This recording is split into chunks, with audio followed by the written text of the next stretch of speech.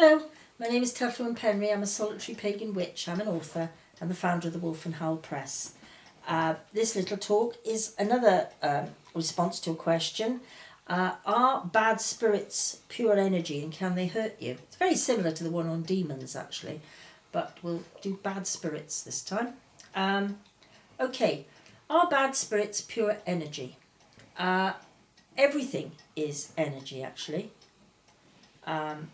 Mr. Penry used to have this saying, the whole universe is vibrating, and yes, actually it is.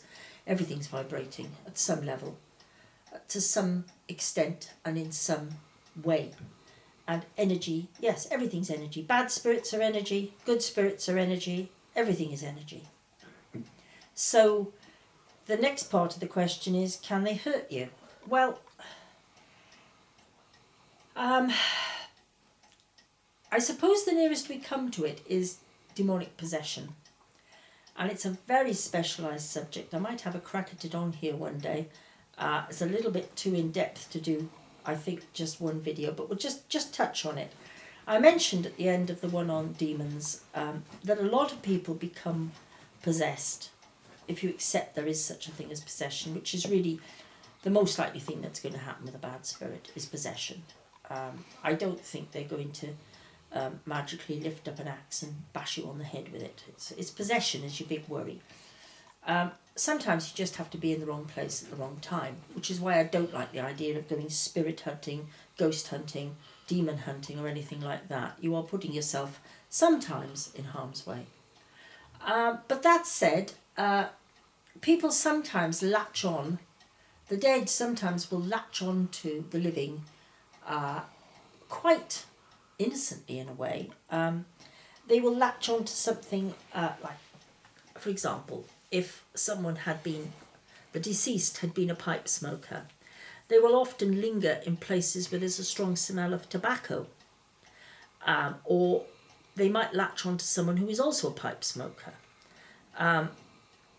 Like tends to attract like, they tend to go after what they had in life.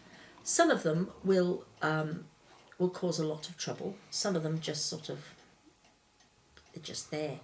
They just enjoy the sensation, say someone who enjoyed a drink and might linger around someone who also enjoys a drink, which is okay. But supposing the dead person had been a violent drunk, well, there is a good chance then that they will turn the person they latch onto into a violent drunk. So yes, they can cause harm.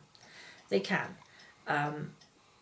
How do people, apart from being unlucky and being in the wrong place at the wrong time or liking the same things, sometimes it's because they live in a house where somebody else has lived. And, sometimes I think we have a very unhealthy relationship with these other worlds, which is where the dead live, in other worlds, and where different kind of entities live.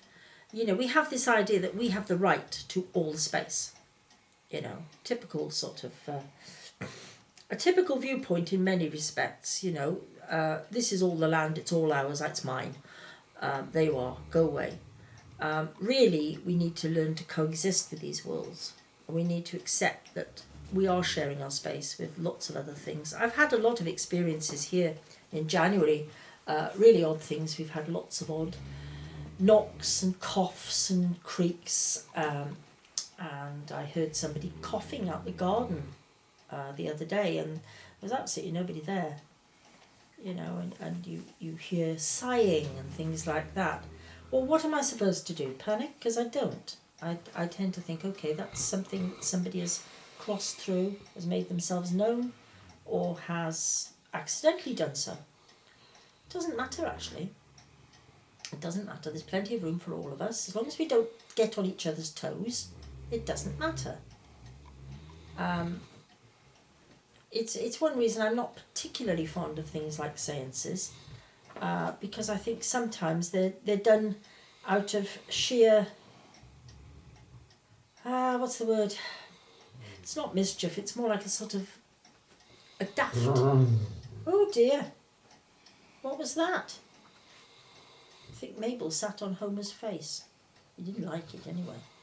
I think sometimes people will do a seance just as a party game, parlour game. And I don't think that's a good idea. I don't think we have the right to go barging in. We wouldn't like it if spirits or things started having parlour games at our expense. So it's the same kind of thing. I think you have to show a bit of respect to the other worlds around you, and you have to demand that they then show respect to you. And don't be afraid to speak to them and to tell them to go if you need them to go, or to say, look, you know, you're welcome to share this space, but these are my terms. So I hope that's helped a little bit. You know, all these things, they need to be treated with respect. They're not really, strictly speaking, about witchcraft, but they're things that do crop up from time to time. And it's worth knowing what they are and how best to avoid giving yourself problems. Anyway, hope you found it helpful, and thank you very much for listening. Goodbye.